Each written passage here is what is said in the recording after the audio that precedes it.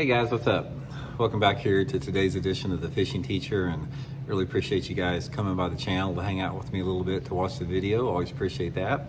And guys, today we're going to be talking about speed cranking a square bill crankbait to catch summer bass in.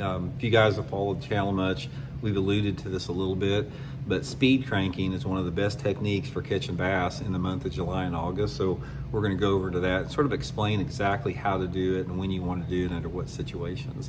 Also, guys, a quick invitation for you guys, just check out our new Fish the Moment lake map breakdowns. We got them really heavily discounted right now.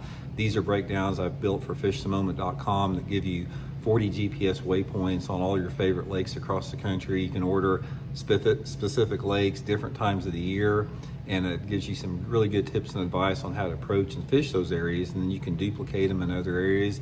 So it's a good, really good resource to learn more about a lake that you don't know much about, or maybe some spots on a place you do fish a lot, or a lake you've never been to. So I'll put that link in the description on the lake map breakdowns. Appreciate that.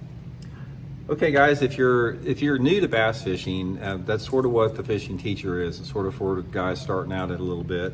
Speed cranking is a technique in the summertime that's used on a square lip crankbait like this megabass S-Crank 1.5.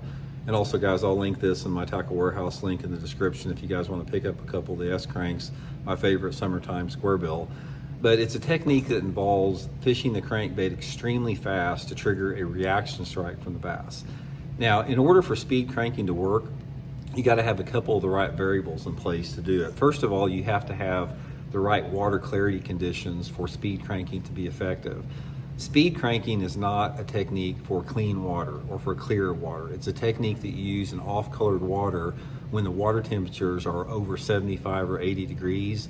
If you gave me my favorite scenario for speed cranking, it would be when the water temperatures on the lake that you're fishing is pretty much maxed out. Say for example, here in Missouri, we get 85, 88 degree water a lot of times in the summertime. And if you have that warm water in correlation with water visibility of anywhere between say 10 inches to maybe 1.5 feet, that's an ideal scenario to catch them speed cranking. Perfect scenario is like 12 inches of visibility, 80 degree water with some type of shallow cover. Now the cover can be wood or rock or a mix on it. Probably my favorite way to speed crank is to try to reel that crankbait next to some type of an object to create a reaction strike to allow that fish to ambush the crankbait. So therefore, lay down logs, lay down trees, stumps, the corners of boat docks, edge of grass beds, those type of things are going to be the best areas for that. You can also catch them speed cranking around rocky banks. One of my favorite techniques is to get into the off-colored water and throw parallel to rocky banks, channel banks, riprap banks, and burn that crankbait. Now when you're burning it, you want to throw it out there, and you don't like reel as fast as you possibly can, but you want to burn it. When I say burning it, I'm talking about a fast retrieve that is stop and go. So I reel it 5 or 6 cranks like that, stop it, 5 or 6 cranks, stop it. You know, this is what I consider like a medium retrieve. This is like a super fast retrieve. So you want just something like that, stop and go, to where that bait is just constantly hitting something and deflecting off of an object. And that deflection is what is going to trigger the strike with it. So anyway guys, give it a try if you've never tried it before. I do like to fish it on heavy line because I'm not trying to get the bait deep. I'm usually fishing less than 3 foot of water.